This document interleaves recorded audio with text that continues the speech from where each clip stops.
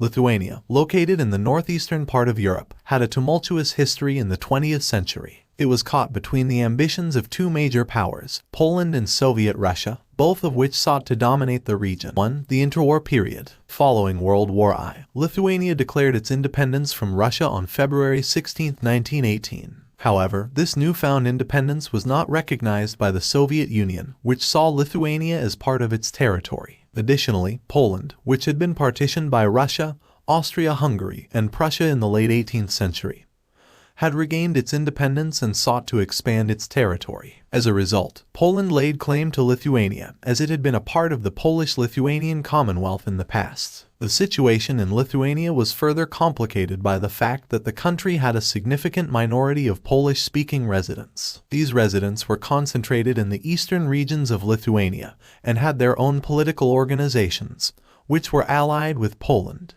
This created tensions between the Lithuanian government and the Polish-speaking minority, as well as with the Polish government. Part 2. The Polish-Lithuanian War. In 1919, Polish forces invaded Lithuania, claiming that they were liberating ethnic Poles who were being oppressed by the Lithuanians. The Lithuanian army was ill-prepared for the invasion, and the Poles quickly advanced, capturing Vilnius, the Lithuanian capital. The Lithuanian government fled to Kaunas, where it established a new capital. The Polish-Lithuanian War lasted for nearly 2 years and ended in a ceasefire agreement in 1920. Under the terms of the agreement, Vilnius was to be transferred to Lithuania, but the Polish government refused to comply. The city remained under Polish control, which created tensions between the two countries that persisted for many years. Part 3. The Soviet Invasion. In 1940, the Soviet Union invaded Lithuania as part of its strategy to establish a buffer zone between itself and Germany. The Lithuanian government was forced to accept Soviet rule, and the country was incorporated into the Soviet Union as the Lithuanian Soviet Socialist Republic. During the Soviet occupation, Lithuania was subject to political repression and economic exploitation. Many Lithuanians were arrested, exiled, or executed for political reasons. Additionally, the Soviet government nationalized much of Lithuania's industry and agriculture, which led to economic stagnation